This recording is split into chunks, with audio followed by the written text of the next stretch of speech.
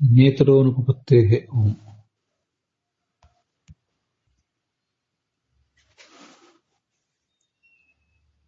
ಈ ಸೂತ್ರ ಹೊರಲಿಕ್ಕೆ ಏನು ಹಿನ್ನೆಲೆ ಇದೆ ಅಂತ ಅನ್ನೋದನ್ನ ಚೈತೀರ್ಥರು ತಿಳಿಸ್ತಾರೆ.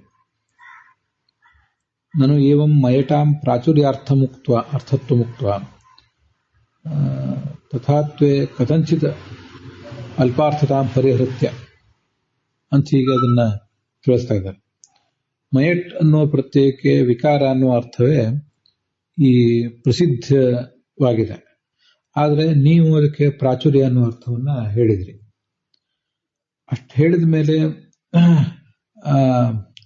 ಆ ಅಲ್ಪ ಅನ್ನೋ ಅರ್ಥ ಏನಾದರೂ ಬಂದರೆ ಅದನ್ನು ಕೂಡ ಅದನ್ನು ಪರಿಹಾರ ಮಾಡಿದ್ರಿ. ಕೆಲವು ಕಡೆ ಬ್ರಾಹ್ಮಣ ಪ್ರಚುರೋ ದೇಶ ಅಂತ ಹೇಳಿದಾಗ ಬಹುತೇಕ ಬ್ರಾಹ್ಮಣರಿದ್ದಾರೆ, ಕೆಲವು ಕಡೆ ಬೇರೆ ಯಾರಾದರೂ ಇದ್ದಾರೆ ಅಂತ ಹೀಗೆಲ್ಲ ಅರ್ಥನೂ ಬರ್ತಿರ್ತದಲ್ಲ. ಅಂಥ ಅರ್ಥಗಳನ್ನೆಲ್ಲ ಪರಿಹಾರ ಮಾಡಿದ್ರಿ. ತಥಾತ್ವೇ ಕಥಂಚಿತ್ ಅಲ್ಪಾರ್ಥತಾಂ ಪರಿಹೃತ್ಯ. ಈ ಅಲ್ಪಾರ್ಥತಾಂ ಅಂತ ಅನ್ನೋದಕ್ಕೆ ರಘುತ್ತಮ ಸ್ವಾಮಿಗಳು ಮೊದಲಾದ ಟಿಪ್ಪಣಿಯಲ್ಲಿದೆ. ರಘುತ್ತಮ ಸ್ವಾಮಿಗಳ ಆರಾಧನೆ ನಿನ್ನೆ ಇವತ್ತು ಅದು ಟಿಪ್ಪಣಿಯಲ್ಲಿದೆ, ಅದನ್ನ ಮುಂದೆ ಹೇಳ್ತೇನೆ. ಭೂತಾದ್ಯತ್ವಸ್ಯ ಅರ್ಥಾಂತರಂ ಅಭಿಧಾಯ. ಈ ಅಲ್ಲಿ ಅದ್ಯತೆ ಇತ್ತೀಚ ಭೂತಾನಿ ಅಂತ ಇದೆ ಉಪನಿಷತ್ತಿನಲ್ಲಿ. ನಮಗೆಲ್ಲ ತಿಳಿಯುವಂತೆ ಪ್ರಸಿದ್ಧವಾದ ಅನ್ನವೇ ಅದು ಎಲ್ಲರಿಂದೂ ತಿನ್ನಲ್ಪಡ್ತದೆ ಅಂತ ಹೀಗೆ.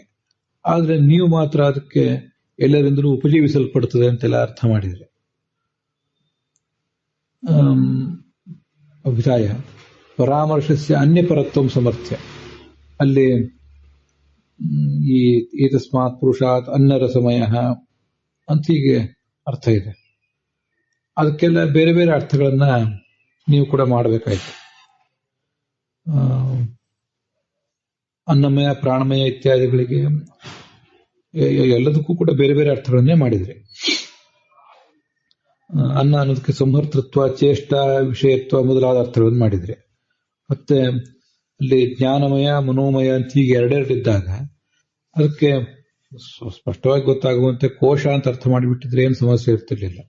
ನೀವು ಎಲ್ಲವೂ ಭಗವಂತನ ವಿಶೇಷಣ ಅಂತ ಮಾಡಿ, ಜ್ಞಾನ ಅಂತ ಅನ್ನೋದು ಸಾಮಾನ್ಯ ಜ್ಞಾನ, ಮತ್ತೆ ಮನೋಮಯ ಅಂದ್ರೆ ವಿಶೇಷ ಜ್ಞಾನ, ತತ್ಸ್ವರೂಪ ಭಗವಂತ ಅಂತೆಲ್ಲ ಅರ್ಥ ಮಾಡಿದ್ರಿ.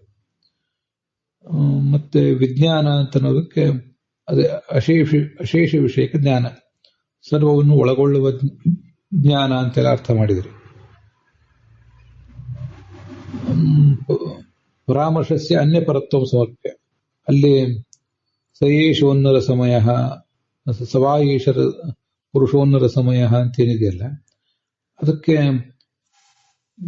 ಈ ದೇಹ ಅನ್ನರಸಮಯವದ್ದಿ ದೇಹ ಅಂತ ಅರ್ಥ ಆಗುವುದನ್ನು ಬಿಟ್ಟು ಎಲ್ಲರಿಗೂ ತೋರುವಂತೆ ಪ್ರಸಿದ್ಧವಾದ ಅರ್ಥವನ್ನು ಪರಿತ್ಯಾಗ ಮಾಡಿ ನೀವು ದೇಹಾಂತರ್ಯಾಮಿಯಾದ ಪರಮಾತ್ಮ ಅಂತ ಅರ್ಥ ಮಾಡಿದರೆ. ಅದೇ ಪರಾಮರ್ಶ ಅಂದ್ರೆ ಹಿಂದೆ ಬಂದಿರುವುದನ್ನ ತೋರಿಸುವುದು, ಹಿಂದೆ ಬಂದಿರುವುದನ್ನು ಮತ್ತೆ ತಗೊಳ್ಳೋದು, ಇದಕ್ಕೆ ಪರಾಮರ್ಶ ಅಂತಾರೆ. ಆ ಪರಾಮರ್ಶ ದೇಹವನ್ನು ಕುರಿತು ಮಾಡಿದ್ದಲ್ಲ, ದೇಹದ ಅಂತರ್ಯಾಮಿಯಾದ ಭಗವಂತನನ್ನು ಕುರಿತು ಮಾಡಿದ್ದು ಅಂತ ಹೇಳಿಬಿಟ್ರೆ ಅದು ಸಮರ್ಥಿಸಿದಿರಿ. ಬಹುಭಾವಸ್ಯ ಸ್ವರೂಪ ವಿಷಯತ್ವ ಗೃಹೀತ್ವ. ಅಲ್ಲಿ ಅನೇಕ ರೂಪಗಳನ್ನು ತಾಳುತ್ತಾನೆ ಅಂತ ಬಂದಿದೆಯಲ್ಲ, ಅದಕ್ಕೆ ಭಗವಂತನ ಸ್ವರೂಪವೇ ಅದು ಎಲ್ಲವೂ ಕೂಡ. ಆದರೆ ಅನೇಕ ರೂಪಗಳನ್ನು ತಾಳ್ತಾನೆ ಭಗವಂತ ಅಂತ ಹೀಗೆ ಅರ್ಥ ಮಾಡಿದರೆ, ನಾವು ಕೇಳಿದ ಪ್ರಶ್ನೆಗಳಿಗೆಲ್ಲ ಏನೇನೋ ಉತ್ತರ ಕೊಟ್ರೆ. ಒಬ್ಬನೇ ಭಗವಂತನಿಗೆ ಬಹುರೂಪವನ್ನ ನೀವು ಹೊಂದಿಸಿ ಅದನ್ನು ಸಮರ್ಥಿಸಿದ್ರಿ, ಬಹುಶ್ಯಾಂ ಪ್ರಜಾಯೇಯ ಅನ್ನೋ ಮಾತನ್ನ. ಮತ್ತೆ ಪುಚ್ಛತ್ವೋಕ್ತೇ ಅವಿರೋಧ ಆಪಾದ್ಯ. ಇನ್ನ ಪುಚ್ಛ ಅಂತ ಬಂದಿದೆ ಅಲ್ಲಿ, ಬ್ರಹ್ಮಪುಚ್ಛಂ ಪ್ರತಿಷ್ಠಾ ಅಂತ, ಆನಂದಮಯನ ಪುಚ್ಛವೇ ಬ್ರಹ್ಮ ಅಂತ. ಆ ಪುಚ್ಛ ಅಂತ ಅನ್ನೋದಕ್ಕೆ ಏನೋ ಒಂದು ಅರ್ಥ ಹೇಳ್ಬಿಡ್ತೀನಿ. ಅಲ್ಲಿಯೂ ಕೂಡ ಅವಯವನು ಒಂದೇ, ಅದರಿಂದ ವಿರೋಧ ಇಲ್ಲ ಅಂತ ಸಮರ್ಥನೆ ಮಾಡಿದ್ರಿ. ಅವಿರೋಧಂ ಆಪಾದ್ಯ. ಆಪಾದ್ಯ ಅಂದ್ರೆ ಸಂಪಾದನೆ ಮಾಡಿ ಅಂತ ಅರ್ಥ. ಇಲ್ಲಿ ಆಪಾದನೆ ಮಾಡುವುದು ಅಂತ ಅರ್ಥ ಅಲ್ಲ. ಯಾರ ಮೇಲಾದರೂ ಒಂದು ಆಪಾದನೆ ಮಾಡುವುದಂತೂ ಅರ್ಥ ಅಲ್ವೇ ಅಲ್ಲ. ಇನ್ನು ಈ ಆಪಾದಕ ಆಪಾದ್ಯ ಅಂತ ಎರಡು ಇರ್ತಾವಲ್ಲ, ಒಂದು ವೇಳೆ ವನ್ಯನ ಒಪ್ಪದೆ ಹೋದ್ರೆ ಧೂಮವೂ ಇಲ್ಲದೆ ಇರಬೇಕಾಗ್ತು ಅಂತ ಆಪಾದನೆ ಮಾಡುವರು. ಆ ಆಪಾದನೂ ಏನಲ್ಲ, ಅವಿರೋಧವನ್ನ ಸಂಪಾದನೆ ಮಾಡಿ ಅಂತ ಅರ್ಥ. ಅವಿರೋಧವನ್ನು ಪ್ರತಿಪಾದನೆ ಮಾಡುವುದು ಅಂತ ಹೀಗರ್ಥ. ಅದೆಲ್ಲ ಹೇಗೆ ಹೇಳಿದ್ರಲ್ಲ ಅಲ್ಲಿ, ಪಂಚನಾರಿ ತುರಗ, ನವನಾರಿ ತುರಗ ಅಂತ ಹೀಗೆಲ್ಲ ನವನಾರಿ ಕುಂಜರ ಅಂತ ಆ ಥರ ಎಲ್ಲ ಅದೇನೇನೋ ಮಾಡಿ ಸಮರ್ಥನೆ ಮಾಡಿದರೆ, ಒಬ್ಬನೇ ಬ್ರಹ್ಮನಿಗೆ ಅವಯವತ್ವವೂ ಇದೆ ಅವಯವಿತ್ವನೂ ಇದೆ ಅಂತೆಲ್ಲ ಸಮರ್ಥನೆ ಮಾಡಿಬಿಟ್ರೆ. ಹೀಗೆ ಆಪಾದ್ಯ ಅಂದ್ರೆ ಸಮರ್ಥನೆ ಮಾಡಿ, ಸಂಪಾದನೆ ಮಾಡಿ, ಹೊಂದಿಸಿ ಅಂತ ಹೀಗರ್ಥ. ಇದಮಿತಿ ನಿರ್ದೇಶಸ್ಯ ಲಾಕ್ಷಣಿಕತ್ವ ಅಂಗೀಕೃತ್ಯಾಪಿ ಕಿಂ ಅನ್ನಮಯಾದೀನಾಂ ವಿಷ್ಣುತ್ವ ಗ್ರಹಣೇನ. ಮುಂದೆ ಇದಂ ಅಂತ ಪ್ರಶ್ನೆ ಬಂದ್ರೆ, ಶಕ್ತಿವೃತ್ತಿಯಿಂದ ಅದು ಯಾವ ಅರ್ಥವನ್ನು ಹೇಳ್ತದೆ? ಎದುರಿಗಿರುವಂತಹ ದೇಹವನ್ನೇ ಹೇಳ್ತದೆ. ಆದರೆ ಅದನ್ನು ಬಿಟ್ಟು ನೀವು ಲಾಕ್ಷಣಿಕತ್ವ, ಅದು ಲಕ್ಷಣಯ ಒಳಗಿರುವಂಥ ಬ್ರಹ್ಮನನ್ನು ಹೇಳ್ತದೆ ಅಂತ ಹೇಳಿದ್ರಿ. ಅದಕ್ಕೊಂದು ಉದಾಹರಣೆ ಬೇರೆ ಕೊಟ್ರಿ. ವಸ್ತ್ರದಿಂದ ಆಚ್ಛಾದಿತವಾದದ್ದು ನಮ್ಮ ಕೈ ಕಾಲು ಮೊದಲಾದದ್ದು. ಆದರೆ ಅದರೊಳಗಿರುವಂಥ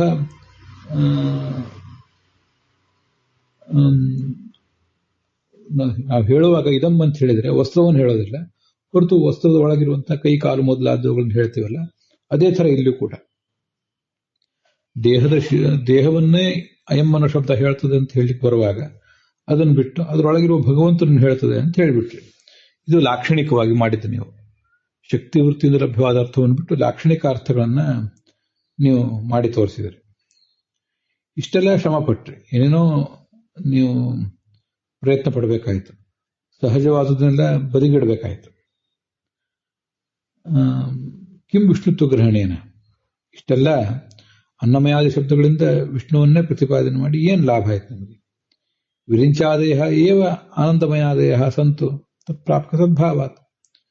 ವಿರಿಂಚ ಅಂದ್ರೆ ಚತುರ್ಮುಖ ಬ್ರಹ್ಮ, ಹಾಗೆ ಜೀವ, ಸೂರ್ಯ ಮೊದಲಾದವರು ಯಾರ್ಯಾರೋ ಅವರೇ ಆನಂದಮಯರಾಗಲಿ.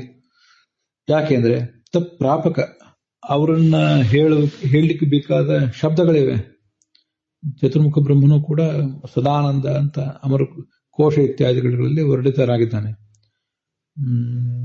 ಏಷಿತಂ ಬ್ರಹ್ಮಣ ಆನಂದ ಅಂತ ನನಗೆ ಅಮರಕೋಶ ನೆನಪಿಗೆ ಬಂತು. ಅದು ಬರುವ ಅಗತ್ಯ ಇರಲಿಲ್ಲ, ಆಕಸ್ಮಿಕವಾಗಿ ಬಂತಷ್ಟೆ. ಏಷಿತಂ ಬ್ರಹ್ಮಣ ಆನಂದ ಅಂತ ಹೀಗೆಲ್ಲ ಇದೆ. ಆದ್ರಿಂದ ಬ್ರಹ್ಮಾದಿಗಳನ್ನೇ ಪ್ರಾಪಕ, ಅವರನ್ನೇ ಹೇಳಲಿಕ್ಕೆ ಬೇಕಾದ ಕಾರಣಗಳು ಸದ್ಭಾವಾತ್ ಇವೆ. ನಚ ಉಕ್ತ ಹೇತುಭ್ಯ ತದ್ಗ್ರಹಣಂ. ಈ ನಾವು ಅನೇಕ ಕಾರಣಗಳನ್ನು ತೋರಿಸಿದೀವಲ್ಲ, ವಿಷ್ಣುವನ್ನೇ ತಗೊಳ್ಬೇಕಲ್ಲ ಅಂತ ನೀವು ಅಲ್ಲಿ ಹೇಳುವಂತಿಲ್ಲ. ಯಾಕೆಂದ್ರೆ ಬ್ರಹ್ಮಾದಿಗಳಿಗೂ ಕೂಡ ಆನಂದಮಯತ್ವವನ್ನು ಹೇಳುವ ಅನೇಕ ಕಾರಣಗಳಿದ್ದೇವೆ ಅಂತ ಅರ್ಥ. ಹಿಂದೆ ಹೇಳಿದ ಯುಕ್ತಿಗಳಿದ್ದೇವೆ ಅಂತ ಅರ್ಥ. ಇಲ್ಲ ನಾವು ಹೇಳಿದೀವಲ್ಲ, ಅಲ್ಲಿ ಬ್ರಹ್ಮ, ನಾವು ಪ್ರಶ್ನೆ ಮಾಡ್ತೀವಿ, ಬ್ರಹ್ಮ ಶಬ್ದವನ್ನು ಹೇಳಿದೀವಿ. ಆಮೇಲೆ ಅಲ್ಲಿ ಹೇತು ವ್ಯಪದೇಶಾತ್ ಅಂತಂದು ಸೂತ್ರ ಬಂದಿದೆ. ಆಮೇಲೆ ಮಾಂತ್ರವರ್ಣಿಕಮೇವಚ ಗೀಯತೆ ಅಂತ ಬಂದಿದೆ. ಹೀಗೆಲ್ಲ ಸಮಾಖ್ಯ ಇರುವುದರಿಂದ ಸತ್ಯಂ ಜ್ಞಾನಮನಂತಂ ಬ್ರಹ್ಮ ಅನ್ನೋ ಮಾತು ಏನನ್ನು ಹೇಳಿದೆಯೋ ಅದನ್ನೇ ಸಮರ್ಥನೆ ಮಾಡಿದೆ ಈ ಮುಂದಿನ ಅನ್ನಮಯ, ಪ್ರಾಣಮಯ, ಆನಂದಮಯ ಮೊದಲಾದದ್ದು. ಅದರಿಂದ ವಿಷ್ಣುವನ್ನೇ ಇಟ್ಕೊಳ್ಬೇಕಾಗ್ತದೆ ಅಂತ ನಾವು ತೋರಿಸಿಕೊಟ್ಟಿದ್ದೀವಲ್ಲ ಅಂದ್ರೆ ಅದು ಏನಲ್ಲ. ಬ್ರಹ್ಮಶಬ್ದದಿಂದ ಲಕ್ಷ್ಮೀ ದೇವಿಯನ್ನು ಇಟ್ಕೋಬಹುದು, ಹಿರಣ್ಯ ಗರ್ಭನನ್ನು ಇಟ್ಕೋಬಹುದು, ಚತುರ್ಮುಖ ಬ್ರಹ್ಮನನ್ನು ತಿಳ್ಕೋಬಹುದು, ಜೀವನನ್ನು ತಗೊಳ್ಬಹುದು, ಬೇರೆ ಯಾರನ್ನು ತಗೊಳ್ಬಹುದು. ಇವರನ್ನೇ ಯಾಕೆ ತಗೋಬೇಕು? ಬ್ರಹ್ಮಶಬ್ದಸ್ಯ ಅಪರಬ್ರಹ್ಮಸ್ವಪಿ ಸಂಭವಾತ್. ಬ್ರಹ್ಮಶಬ್ದದಿಂದ ಅಪರಬ್ರಹ್ಮನನ್ನು ತಗೊಳ್ಬಹುದು, ಅಂದ್ರೆ ಪರಬ್ರಹ್ಮನನ್ನೇ ತಗೊಳ್ಬೇಕಾಗಿಲ್ಲ, ಬೇರೆ ಯಾರನ್ನಾದ್ರೂ ಕೂಡ ತಗೊಳ್ಬಹುದು. ಸಂಭವಾತ್. ಹೇತು ವ್ಯಪದೇಶಸ್ಯ ಚ ವಿಷ್ಣುನಿಷ್ಠತೆಯ ಸ್ಪಷ್ಟ ಅಪ್ರತಿಭಾಸಾತ್. ನೀವೇನೇನೋ ಕಾರಣಗಳನ್ನು ಹೇಳಿದಿರಿ, ಅವೆಲ್ಲ ವಿಷ್ಣುವಿನಲ್ಲೇ ಇದೆ ಅಂತ ಅನ್ನೋದಕ್ಕೆ ಏನಾದರೂ ಸ್ಪಷ್ಟವಾದ ಸೂಚಕಗಳು ಅಲ್ಲಿದೆಯಾ? ಹಾಗೇನು ಕಾಣಿಸ್ತಾ ಇಲ್ಲ. ಮಂತ್ರವರ್ಣ ಆರ್ಥಿಕ ಸಮಾಖ್ಯಾಶ್ಚ, ಅದೇ ಮಂತ್ರವರ್ಣ ಅಂದ್ರೆ ಸತ್ಯಂ ಜ್ಞಾನಮನಂತಂ ಬ್ರಹ್ಮ ಅಂತ. ಅದರ ಆರ್ಥಿಕ ಸಮಾನತೆ ಅನ್ನಮಯ ಪ್ರಾಣಮಯ ಮನೋಮಯ ಅನ್ನೋದಕ್ಕಿದೆಯಲ್ವಾ ಅಂತಂದ್ರೆ ಅದನ್ನು ಮತ್ತೆ ಬೇರೆ ತರ ಹೊಂದಿಸಬಹುದು. ಸೂರ್ಯ ಪ್ರೋಕ್ತತ್ವ ಶ್ರೇಷ್ಠಾಸಂ ಶ್ರೇಷ್ಠಾಯಂ ಪುರುಷೇ ಯಶ್ಚಾಸಾವಾದಿತ್ಯೆ ಅಂತ ಹೀಗೆ ಬಂದಿದೆ. ಆದ್ದರಿಂದ ಸೂರ್ಯನಲ್ಲಿಯೂ ಕೂಡ ಈ ಎಲ್ಲದನ್ನು ಏನಾದರೂ ಮಾಡಿ ಹೊಂದಿಸಬಹುದು. ಅದೇನು ಕಷ್ಟ. ಸೂರ್ಯ ಪ್ರೋಕ್ತತ್ವ ಅಂದ್ರೆ ಯಶ್ಚಾಸಾವಾದಿತ್ಯ ಅನ್ನೋ ಮಾತನ್ನ ನೆನಪು ಮಾಡ್ಕೋತಾ ಇದ್ದಾರೆ.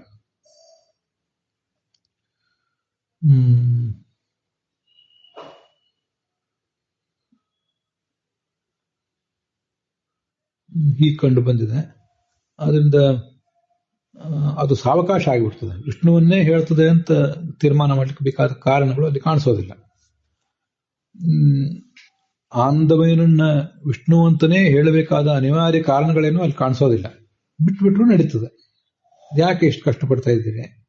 ದುರ್ಬಲವಾಗಿರೋದ್ರಿಂದ, ಸಾವಕಾಶ ಆಗಿರೋದ್ರಿಂದ, ಅನನ್ಯಥಾ ಸಿದ್ಧ ಹೇತ್ವಂತರಸ್ಯ ಅಭಾವಾತ್. ವಿಷ್ಣುವನ್ನೇ ಹೇಳಬೇಕಾದ ಹೇತ್ವಂತರ ಅದು ಹೇಗೆ? ಅನನ್ಯಥಾ ಸಿದ್ಧ. ವಿಷ್ಣುವನ್ನು ಹೇಳದೆ ಬೇರೆ ಮಾರ್ಗ ಇಲ್ಲ, ಅಂಥದ್ದಿಲ್ಲ. ಅನ್ಯಥಾ ಸಿದ್ಧವಾಗಿ ಬಿಟ್ಟಿವೆಲ್ಲ. ವಿಷ್ಣುವನ್ನು ಬಿಟ್ಟು ಬೇರೆ ಯಾರನ್ನ ಹೇಳಿದ್ರೂ ತೊಂದರೆ ಇಲ್ಲ ಅನ್ನುವ ಹೇಳಿಕೆಗಳೇ ಕಾಣಿಸ್ತವೆ. ಆದ್ರಿಂದ ನೀವು ಹೇಳಿದ ಸರಿ ಇಲ್ವಲ್ಲ ಅಂತ ಪ್ರಶ್ನೆ.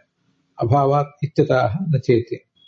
ಅದಕ್ಕೆ ನಚ ಎಂಬ ಮಾತಿನಿಂದ ಆಚಾರ್ಯರು ಉತ್ತರ ಕೊಡ್ತಾ ಇದ್ದಾರೆ. ನಚ ಉಕ್ತ ಪ್ರಾಪ್ತ್ಯ ವಿರಿಂಚಾದಿ ಉಚ್ಯತೆ. ಈ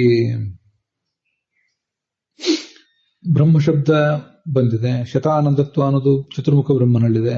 ಅಷ್ಟಮೂರ್ತಿತ್ವ ಅನ್ನೋದು ರುದ್ರನಲ್ಲಿದೆ. ಇತ್ಯಾದಿ ಯುಕ್ತಿಗಳಿರುವುದರಿಂದ ಆನಂದಮಯಾದಿಗಳು ವಿಷ್ಣು ವಿರಿಂಚಿ ಚತುರ್ಮುಖ ಬ್ರಹ್ಮಾದಿಗಳೇ ಆಗ್ತಾರೆ, ವಿಷ್ಣು ಅಲ್ಲ ಅಂತ ಹೇಳಬಾರದು. ಯಾಕೆಂದ್ರೆ ಆನಂದಮಯಾದಿ ಶಬ್ದದಿಂದ ವಿಷ್ಣುವೇ ವಾಚ್ಯನಾಗಿದ್ದಾನೆ. ಅದಕ್ಕೇನು ಕಾರಣ ಅಂದ್ರೆ ಈ ಅನೇತರಹ ಅನುಪತ್ತೇ ಅಂತ ಅದಕ್ಕೆ ತೋರಿಸಿಕೊಡ್ತಾ ಇದ್ದಾರೆ. ನೋಡಿ, ತತ್ರ ಹೇತ್ವಾಕಾಂಕ್ಷಾಯ ಸೂತ್ರಮುಪನ್ಯಸ್ಯ ಪ್ರಸಿದ್ಧಾಂಶಸ್ಯ ಪ್ರಾಚೀನ ಭಾಷ್ಯೇಣೇವ ವ್ಯಾಖ್ಯಾತತ್ವಾತ್ ಸ್ತೋತ್ರಂ ಅನನ್ಯಥಾಸಿದ್ಧ ಹೇತುಮೇವ ವ್ಯಾಚಷ್ಟೆ. ಈ ಯಾಕೆ ವಿಷ್ಣುವನ್ನೇ ಇಟ್ಕೋಬೇಕು, ಬೇರೆಯವ್ರನ್ನ ಇಟ್ಕೋಬಾರದು ಅಂತ ಪ್ರಶ್ನೆ ಬಂದ್ರೆ ಅದಕ್ಕೆ ನೇತರೋನುಪತ್ತೇ ಅನ್ನೋ ಸೂತ್ರವನ್ನ ತೋರಿಸ್ತಾ ಇದ್ದಾರೆ. ಅದನ್ನು ಮುಂದೆ ವ್ಯಾಖ್ಯಾನ ಮಾಡ್ತಾರೆ. ಪ್ರತಿಜ್ಞಾಂಶಸ್ಯ ಪ್ರಾಚೀನ ಭಾಷೆಯೇ ವ್ಯಾಖ್ಯಾತ. ವಿಷ್ಣುವನ್ನೇ ಇಟ್ಕೊಳ್ಬೇಕು ಅನ್ನೋದು ಪ್ರತಿಜ್ಞಾ ಭಾಗ. ಪ್ರತಿಜ್ಞಾ ಹೇತು ಉದಾಹರಣ ಅಂತ ಇಷ್ಟಿರ್ತವೆ. ಅದರಲ್ಲಿ ಪ್ರತಿಜ್ಞಾ ಅಂತನೂ ಏನಿದೆ, ಬ್ರಹ್ಮಾದಿಗಳು ಅಲ್ಲ, ವಿಷ್ಣುವೇ ಆನಂದಮಯ ಅಂತನ್ನುವ ಅಂಶ. ಅದನ್ನ ಈ ಹಿಂದೆ ಅದೆಲ್ಲ ಬಂದಾಗಿದೆ. ಅದರಿಂದ ಅದನ್ನೇನು ಹೆಚ್ಚು ಹೇಳೋದಿಲ್ಲ. ಈ ನೇತರೋನುಪತ್ತೇ ಅಂತೇನು ಭಾಷ್ಯವಾಕ್ಯ ಇದೆ ಅದನ್ನಷ್ಟೇ ಆಚಾರ್ಯರು ವಿವರಿಸ್ತಾರೆ. ಟೀಕಾದಲ್ಲಿ ಕಥಂಚಿತ ಅಲ್ಪಾರ್ಥತಾಂ ಪರಿಹೃತ್ಯ ಅಂತಿದೆ. ಅದಕ್ಕೆ ಸಂಬಂಧಪಟ್ಟಂತೆ ಭಾವಬೋಧಕಾರರಾದ ರಘುತ್ತಮ ಸ್ವಾಮಿಗಳು ಏನು ಹೇಳ್ತಾರೆ ಅನ್ನೋದನ್ನ ಅವರ ಆರಾಧನೆ ನಡೀತಾ ಇರುವ ಸಂದರ್ಭದಲ್ಲಿ ಗಮನಿಸೋಣ. ಅನ್ನ ಪ್ರಾಣ ಮನಃಶಬ್ದಾನ ಪ್ರಸಿದ್ಧಾರ್ಥತಾಂ ಪರಿತ್ಯಜ್ಯ. ಏನು ಪ್ರಸಿದ್ಧವಾದ ಅರ್ಥ ಇತ್ತು ಅದನ್ನೆಲ್ಲ ಪರಿತ್ಯಾಗ ಮಾಡಿ ಅರ್ಥತ್ವ ಚೇಷ್ಟಾ ಜ್ಞಾನ ರೂಪ ಅರ್ಥತ್ವ ಅಂಗೀಕೃತ್ಯ. ಸರ್ವ ಜಗತ್ತಿಗೂ ಚೇಷ್ಟಕನಾಗಿದ್ದಾನೆ, ಸರ್ವ ಜಗತ್ತನ್ನು ಇವನು ತಿಂತಾನೆ, ಮತ್ತೆ ಜ್ಞಾನರೂಪನಾಗಿದ್ದಾನೆ ಅಂತೆಲ್ಲ ಅರ್ಥ ಮಾಡಿದ್ರೆ ವಿಜ್ಞಾನ ಶಬ್ದ ಪೌನರುಕ್ತ ಪರಿಹಾರಾಯ. ಮನೋಮಯ ವಿಜ್ಞಾನಮಯ ಅಂತ ಎರಡಕ್ಕೂ ಅರ್ಥ ಏನು ಬೇರೆ ಇದೆ. ಕೋಶ ಅಂತಾಗಿದ್ರೆ ಅವೆರಡು ಕೋಶ ಬೇರೆ ಅಂತ ಆಗ್ತಿತ್ತು. ಅದನ್ನು ಬಿಟ್ಟು ನೀವು ಈ ವಿಜ್ಞಾನ ಶಬ್ದ ಮತ್ತು ಮನೋಮಯ ಶಬ್ದ, ವಿಜ್ಞಾನಮಯ ಮತ್ತು ಮನೋಮಯ ಶಬ್ದಗಳಿಗೆ ಅರ್ಥ ಏನಾದರೂ ಬೇರೆ ಬೇರೆ ಹೇಳಬೇಕು, ಪುನರುಕ್ತಿ ಬರಬಾರದು ಅನ್ನೋ ಒಂದೇ ಉದ್ದೇಶದಿಂದ ಅಲ್ಲಿ ಮನೋಮಯ ಅನ್ನುವುದು ಸಾಮಾನ್ಯ ವಿಷಯಕ ಜ್ಞಾನ ಸ್ವರೂಪ ಭಗವಂತ ಅಂತ ಹೇಳ್ತದೆ. ಅದರಲ್ಲಿ ಈ ವಿಜ್ಞಾನಮಯ ಅಂತ ಅನ್ನೋದು ವಿಶೇಷ ಜ್ಞಾನ ಸ್ವರೂಪವನ್ನು ಹೇಳ್ತದೆ. ರೂಪೇಣ ವಿಷ್ಣು ಜ್ಞಾನಾರ್ಥತ್ವ ಅಂಗೀಕೃತ್ಯ ಅಲ್ಪಾರ್ಥತಾಂ ಪರಿಹೃತ್ಯ. ಕಥಂಚಿತ್ ಅಂದ್ರೆ ಇಷ್ಟೆಲ್ಲ ಕಷ್ಟಪಟ್ಟು ತಿಣಕಾಡಿ ನೀವು ಅಲ್ಪಾರ್ಥತ್ವವನ್ನು ಪರಿಹಾರ ಮಾಡಿದ್ರಿ ಅಂತ ಅದು ತಾತ್ಪರ್ಯ ಆಗ್ತದೆ.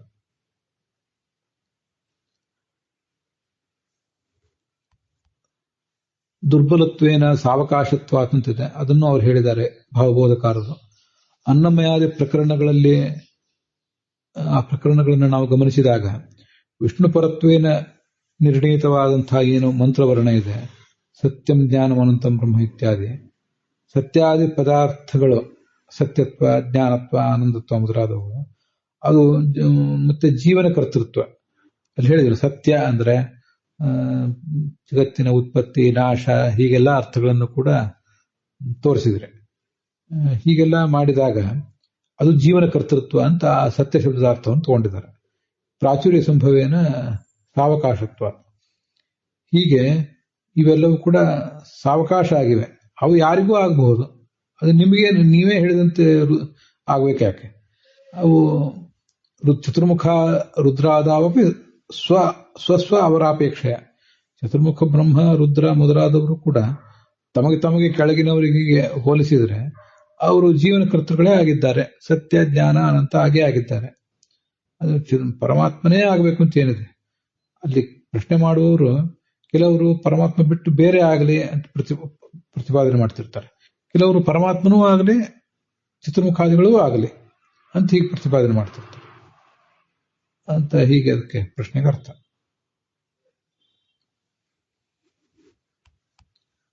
ಹೇತು ವ್ಯಪದೇಶಸ್ಯ ಅಂತನ್ನೋದಕ್ಕೆ ಅಭಿನವ ಚಂದ್ರಿಕಾದಲ್ಲಿ ಹೇತು ವ್ಯಪದೇಶಸ್ಯಾಪಿ ನ ಸಾಧಕತ್ವ, ಅದು ಕೂಡ ವಿಷ್ಣುವೇ ಅಂತ ಸಾಧನೆ ಮಾಡೋದಿಲ್ಲ.